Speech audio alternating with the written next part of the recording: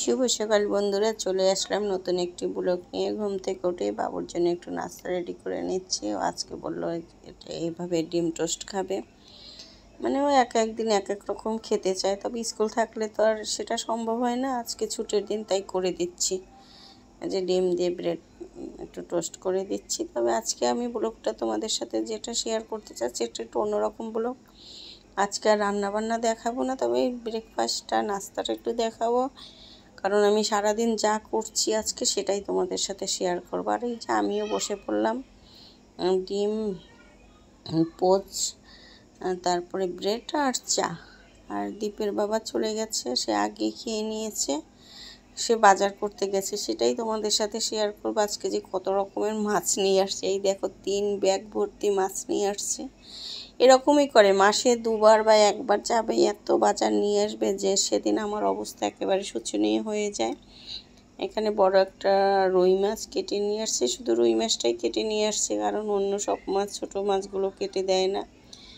এই যে মাছগুলো সব তুলে বের করে নিচ্ছি পলিথিন থেকে। এখন এই মাছটা আবার ধুয়ে তারপরে প্যাকেট করে রাখবো। আর এটা শিং মাছ, জ্যান্ত শিং লাফাচ্ছে, আমার দেখেই ভয় লাগতেছে। কারণ এটা ফ্রিজে রেখে যে দেবো, মারা যাবে, তারপরে এটা কেটে নেবো। এই যে কীভাবে নড়াচড়া করতেছে, আমার না খুবই ভয় লাগে এই মাছগুলো দেখলে। আর আমি তেমন পছন্দও করি না, শুধু দ্বীপের জন্যই আনা হয়। এগুলো নাকি দেশি শিং। আর এই যে ছেলের জন্য আবার চিংড়ি মাছ নিয়ে আসছে, বাসায় চিংড়ি মাছ ছিল, তারপরেও আবার 1.5 কেজি চিংড়ি মাছ নিয়ে আসলো। আজকের চিংড়িগুলো অনেক বড় বড়। দীপকে আবার একটু দেখালাম যে বাবা তুমি দেখো, সে তো মহা খুশি। কারণ চিংড়ি মাছ আর ইলিশ মাছ সে শুধু খেয়ে থাকে, তার ভিতরেও চিংড়ি মাছটাই বেশি পছন্দ করে। মাছটা যে কত বড়, ভিডিওতে একটু ছোট দেখাচ্ছে, সত্যিকারে আরও বড় ছিল। দূরে ভিডিওটা করা হচ্ছে, দূর থেকে স্টানে। এখন এটাও প্যাকেট করে রেখে দিয়েছি। আর এই যে অনেকগুলো ইলিশ মাছ নিয়ে আসলো, এখানে কয়টা ইলিশ, 7টা ইলিশ। এগুলো প্যাকেট করে রেখে দেব। বড় বড় 5টা, আমি কী বললাম 5টা মনে হয়, আরও 2টো ছিল, সে দুটো অনেক। এই যে আরও 2টো, যে ঠিকই বলেছি, 2টো বেশি বড়, এটা 2টো আবার আলাদা। আর ওই 5টা মিডিয়াম সাইজের। তা দেখে আমার ছেলে বলল যে আজকে সর্ষে ইলিশ করতে হবে। করেছিও, তবে ওই ভিডিওটা তোমাদের সাথে শেয়ার করলাম না, ওটা আগামীকাল তোমাদের সাথে শেয়ার করব। কারণ এতগুলো ভিডিও একসাথে দেখালে অনেক বড় হয়ে যায়, তোমরা বোরিং হয়ে যাবে। তাই আজকে শুধু আমার মাছের বাজারটাই তোমাদের সাথে একটু শেয়ার করলাম। এরকমই করে, সেটাই তোমাদের সাথে শেয়ার করতেছি। যে যেতে চায় না, যেদিন যাই সেদিন এত বাজার করে নিয়ে আসে যে এগুলো গুছগাছ করে রাখতে রাখতেই আমার অবস্থা শেষ। এই মাছটা রেখে দিলাম, এটা কেটে নেব। আর এখানে নিয়ে আসলো বেলে মাছ, আমার পছন্দের মাছ। ছোটো মাছের ভিতরে আমি বেলে মাছটা খুবই পছন্দ করি।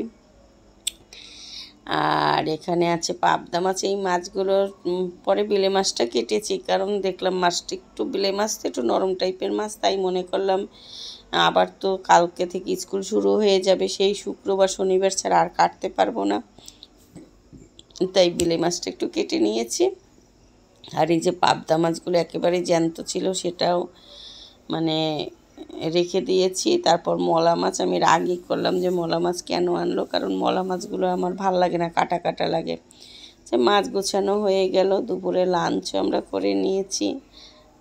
সেটা তোমাদের সাথে শেয়ার করলাম না। এখন বিকেলে আবার কাজের আমাদের আর শেষ থাকে না, সকাল দুপুর রাত এক এক সময় এক এক কাজের আইটেম চলে আসে। কারণ আজকে দুধ ছিল না, তা বাবু কি নাস্তা খাবে। তবে ও অনেক বুঝদার, অনেক বোঝে, তা কিছুই বলল না আমাকে, কিন্তু একটা তো নাস্তা দিতে হবে। আর পাস্তাটা সে খুবই পছন্দ করে। পরে বললাম যে বাবা পাস্তা বানিয়ে দেব, সে বলল তুমি কি পারবে মা, কারণ দেখছে সারাদিন অনেক কাজকর্ম করেছি, এই মাছ টাছ গুছগাছ, তারপর রান্নাবান্না করা। পরে বললাম আচ্ছা বানিয়ে দেই, খুশি হয়েছে।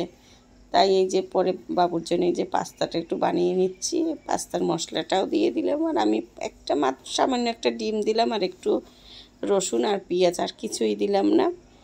আর একটু সয়া সস, টমেটো সস, এটা দিয়েই সে অনেক খুশি। তবে আমি প্রথম যখন একটু টেস্ট করলাম দেখলাম লবণটা কম হয়েছে, সয়া সসটা দেওয়ায় লবণটাও অনেক হয়েছে, কিন্তু ও বললো খারাপ লাগেনি। এই যে বাবুকেও দিয়ে দিলাম, বাবু এখন নাস্তাটা করে নেবে, আমি একটু খেয়েছি।